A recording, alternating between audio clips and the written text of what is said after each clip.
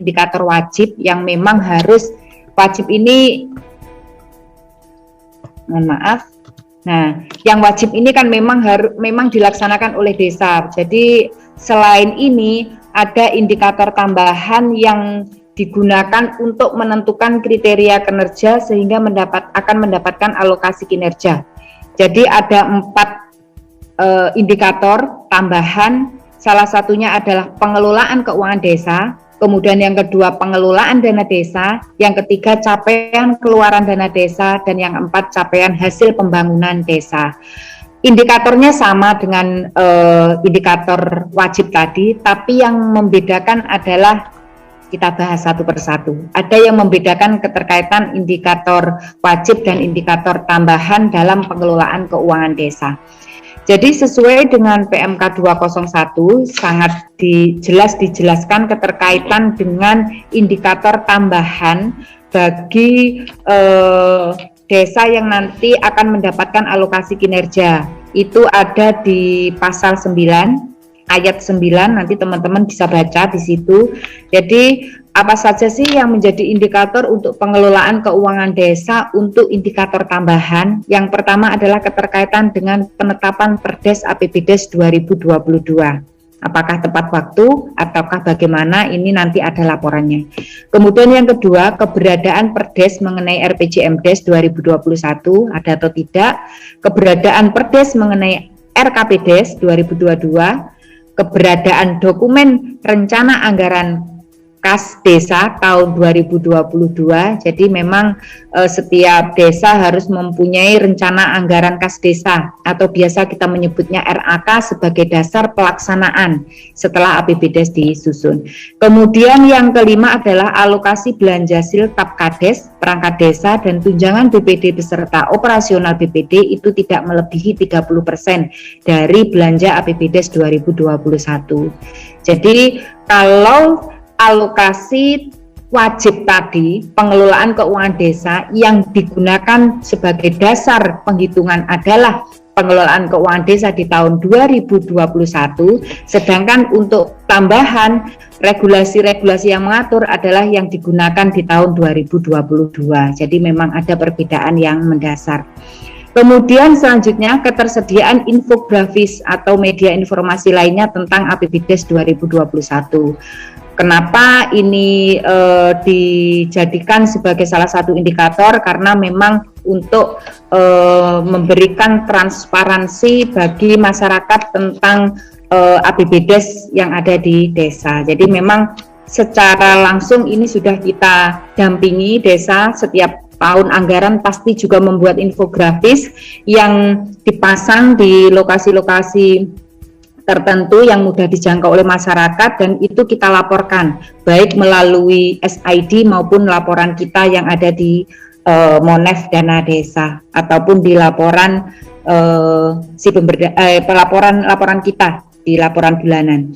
Kemudian selanjutnya pengelolaan dana desa. Jadi kalau indikator tambahan tadi yang pertama adalah pengelolaan keuangan desa, yang kedua adalah pengelolaan dana desa. Jadi ini yang memang perlu dipahami oleh desa jika memang ingin laporan kinerjanya baik, maka pengelolaan dana desanya juga harus baik. Apa saja yang perlu diperhatikan? Yang perlu diperhatikan adalah keterkaitan dengan prosentase belanja bantuan langsung tunai terhadap total dana desa tahun 2021. Jadi prosentasenya sudah sesuai dengan prioritas penggunaan dana desa yang sudah ditentukan oleh kementerian atau belum. Jadi itu dapat dilihat sebagai dasar untuk penilaian kinerja desa. Kemudian yang kedua, prosentase belanja untuk peningkatan kualitas hidup masyarakat desa terhadap total dana desa di tahun 2021. Jadi semua akan bisa terbaca melalui laporan yang nanti dilaporkan melalui aplikasi yang sudah disiapkan oleh Dirjen Perimbangan Keuangan. Kemudian yang ketiga, prosentase belanja atau pembiayaan untuk penyertaan modal pada BUMDes terhadap dana desa tahun 2021. Jadi suka tidak suka memang keterkaitan dengan penyertaan modal atau pembiayaan untuk penyertaan modal itu menjadi penilaian kinerja untuk indikator tambahan. Meskipun prosentasenya sedikit, tapi tetap ada penilaian keterkaitan dengan penyertaan modal BUMDes, karena ini juga merupakan menjadi prioritas dari penggunaan dana desa. Kemudian persentase belanja untuk penanganan COVID di luar bantuan langsung tunai dana desa terhadap dana desa tahun 2021. Kemudian persentase belanja untuk PKTD, persentase untuk belanja penanganan stunting, persentase untuk biaya ketahanan pangan nabati maupun hewani, serta persentase belanja teknologi informasi dan komunikasi tahun 2021. Kalau kita melihat indikator tambahan untuk menilai kinerja baik atau tidaknya desa, ternyata adalah apakah desa itu menggunakan dana desa sesuai dengan prioritasnya. Meskipun nominalnya sedikit, jika nanti di aplikasi ada nominal di situ terkait dengan persentase-persentase akan memberikan tambahan nilai bagi desa. Kemudian yang selanjutnya, untuk indikator tambahan, salah satunya adalah capaian keluaran dana desa. Jadi apa saja untuk melihat capaian keluaran dana desa itu terlihat dari jumlah tenaga kerja dari desa setempat yang dilibatkan dalam pembangunan desa dari dana desa tahun 2021. Artinya begini teman-teman, capaian keluaran dana desa itu adalah dana yang sudah diserap dari RKD, kemudian digunakan untuk kegiatan-kegiatan yang sudah direncanakan. Apakah kegiatan yang sudah direncanakan itu jumlah tenaga kerja yang terlibat itu berasal dari desa setempat. Jadi ini bisa dibuktikan dari apa? Bisa dibuktikan dari laporan omspannya desa atau laporan serapannya penggunaan dana desa yang sudah mengacu pada PMK.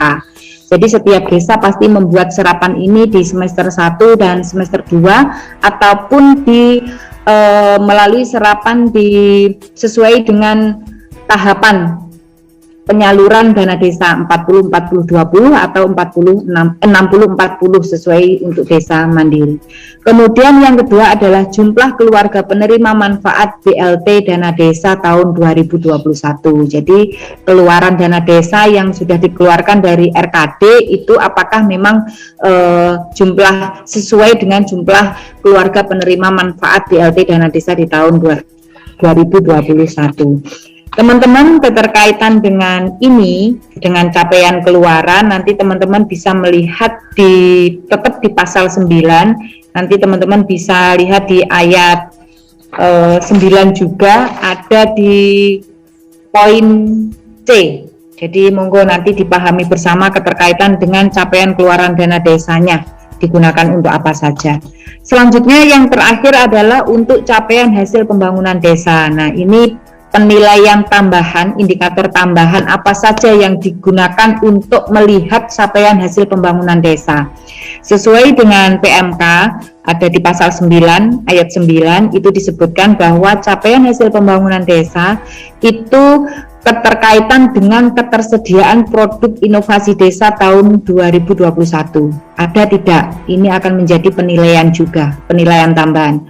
Kemudian besaran kontribusi BUMDes untuk PAD tahun 2021. Nanti juga akan terbaca di IDM-nya teman-teman ketika teman-teman mengisi APBDes untuk mengisi pendapatan asli desa yang bersumber dari dari BUMDes. Adakah kontribusi untuk PADes yang diberikan oleh BUMDes? Jadi secara tidak langsung semua akan terbaca oleh kementerian. Kemudian yang ketiga, status desa yang stop BAB sembarangan di tahun 2021. Artinya memang ini nanti ada kolaborasi dari sumber data yang digunakan oleh Kementerian Keuangan keterkaitan dengan capaian hasil pembangunan desa. Kemudian yang keempat adalah jumlah ketercapaian pelaksanaan pembangunan berkelanjutan desa pada tahun 2022.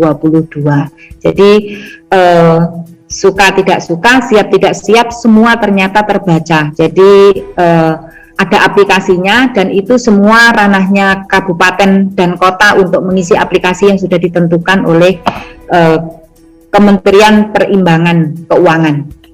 Baik, kabupaten kota melakukan penilaian kinerja desa berdasarkan kriteria utama dan kriteria tambahan pada aplikasi yang dibangun oleh Direktorat Jenderal Perimbangan Keuangan. Jadi ini sudah kami sampaikan tadi bahwa yang melakukan penilaian kinerja itu adalah pemerintah kota dan kabupaten sesuai dengan aplikasi yang sudah diberikan oleh Dirjen Perimbangan Keuangan. Sumbernya dari mana? Ya tetap dari desa, laporan dari desa, semua bersumber dari desa.